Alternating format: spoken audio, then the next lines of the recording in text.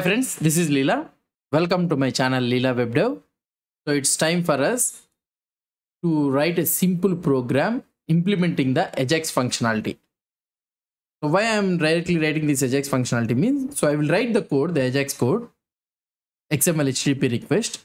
So we will be using new keyword and all those things we'll be using. So about the constructor functions and all those things we need to discuss. After writing the Ajax code and all those things, I will explain you. We will learn one by one the each line of code. What is the meaning of each line of code in the Ajax? We'll try to learn, and also we'll go advanced into that ones like fetch API and all those things. We'll learn it. First, we'll try to learn the basic of the XML HTTP request.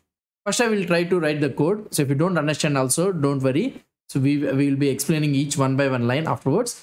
First, I will try to write the code, everything, how the Ajax functionality works, and what are the lines involved in this one. And later on we will go on each one line one by one. So here I am having a file, message.txt file. In this one we are having some HTML file, HTML code, sorry, h1p tag and all those things.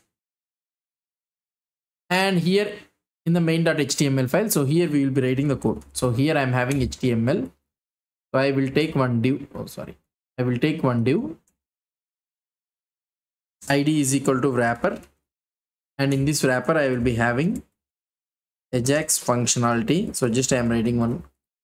And here I'll be having one button to change content. So I want to change this content. That's it. If you see the output for this one, let's refresh this one. So Ajax functionality, if I click on this button, I need to load the HTML content, whatever the HTML content is present in the message.txt file. So here, this is the message.txt file. This all HTML content need to be loaded in this wrapper. So that is the thing. So here I will be writing on click. So if you want, you can also use the add event listener, not a problem. Load message, anything. So you can use it. And here, let's go to the script. And in the script, we will be having function load message. Okay. So in this load message, first we need to create an XHR object. So XHR object is created using XML HTTP request. So this is the request object, and we need to tell. So every HTTP request, when you are trying to make a call, you need to know whether what type of method you are trying to call, whether it is a get request or post request, and to the URI also you need to call it. So here xhr.open. So we need to open the connection or the request. So first one is the type of request which you are trying to make it. And the second one is the URL. So that is nothing but message.txt file. Sorry, message. What is this one? Message. Where it's gone? So type of request. So message.txt file. And the last one is the third argument. I will try to explain you. That is a true thing. Okay. So this is the thing. So here is a method, URL, and asynchronous. So asynchronous means which should be asynchronous thing. We'll see one by one this one also. So but this one should be an asynchronous. That is the reason I am keeping it as a true. Now we have opened the connection. So when this connection is opened and the server we got the response successfully, so we need to there will be a function executing. That is nothing but onload. It is a function. It's a callback function. And here this should be open. So I'll be using console.log of this. So now when I try to execute this one, this will not work. Why? Because we haven't called the request. So we haven't sent the request. So here we have prepared the request, HTTP request. And after successfully getting the response, what I need to do, I have written the callback function, but I haven't sent the request. So at the last, what you need to do is you have to send the request. xhr.send. That's it. That's it. So now if you try to see the output, let's go here and I'm refreshing this page. And if I click on this one, we will be able to get XML HTTP request. So this belongs to the XHR object, and this is the complete XHR object. This is the onload function which we have implemented. And here you'll be able to see the response and the response text. So here we are so much concerned in the response text. And the status we got it is the 200. So 200 means it is an okay. Status text is okay. So like this, we got all these details, ready state 4. We'll discuss about these all the things. So we are more concerned about the response text. So now what I can do here is, so here I can do document dot get element by ID of wrapper. So I am taking the wrapper.